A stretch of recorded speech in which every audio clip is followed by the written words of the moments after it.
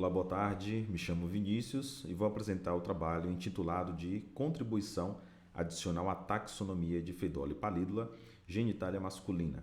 Os autores são Vinícius Martins Novaes, Muriel Lima de Oliveira, Jacques Huppert Charles Delaby e o Sebastian Lacal. Na introdução, vamos apresentar um pouco aqui sobre o gênero Fedole.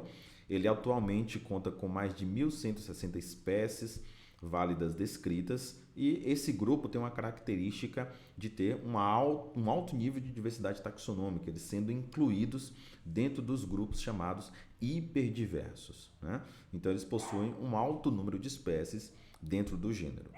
Por conta desse alto número de espécies, nós temos uma urgência nos trabalhos taxonômicos, inclusive para elucidar algumas questões em relação às identificações dessas espécies e principalmente nós estamos com urgência nos trabalhos morfológicos dos machos, não apenas da morfologia externa, mas também da morfologia da genitália desses grupos. E no caso da genitália masculina, nós temos uma urgência nesses trabalhos. Neste trabalho, realizamos um estudo detalhado da morfologia externa da genitália de machos de Fedole Pallidula. Aqui nos materiais e métodos, primeiro apresentando o material biológico, o taxon Fedole Pallidula, a distribuição paleártica, especificamente esse material coletado na região do Marrocos, e a descrição original da morfologia externa, em maio de 1855, porém, uma descrição com pouquíssimas informações e também não tinham informações também sobre a genitália. E esse material foi redescrito detalhadamente aqui neste trabalho, essa espécie. A nomenclatura taxonômica, nós utilizamos Bolton et al. 2021. As identificações taxonômicas utilizamos Wilson 2003, as descrições originais da espécie e também uma base iconográfica que faz parte do projeto intitulado Hiperdiversidade do gênero Fedole na Bahia, com ênfase sobre a Mata Atlântica. A nomenclatura morfológica, para a parte da morfologia da genitália, nós utilizamos Budino, 2018. As observações morfológicas, utilizamos o estereomicroscópio Olympus. A dissecção, nós utilizamos o ácido lático a 80 graus Celsius durante 72 horas. E as microfotografias digitais foram realizadas com o software Leica. Aqui nós temos os resultados de discussão. Nesses resultados, nós temos aqui, primeiramente, nós analisamos a parte da morfologia externa também de alguns segmentos abdominais. E na figura A, B e C, nós temos os segmentos abdominal 8, 9 e 10. E também nós temos a cápsula genital. Nas figuras A, B e C, nós temos apenas a figura dos esternitos, porque geralmente os tergitos eles eram muito membranosos, né, e pouquíssimo esclerotizados. Então, a estrutura que eram mais esclerotizadas eram as estruturas dos esternitos.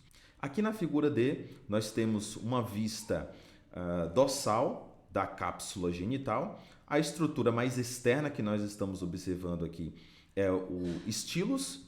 O estilus ele possui a margem lateral externa com uma certa convexidade, a margem lateral mais interna com uma concavidade, deixando à mostra as próximas estruturas, que seriam o lateropenite e também o pênis. Aqui nessas próximas figuras, né, nessa figura A, nós temos uma visão lateral da cápsula genital, seguindo as estruturas dessa mesma forma, respectivamente, da parte mais externa para a interna. Nós temos o estilus, nós temos o lateropenite e também nós temos o pênis.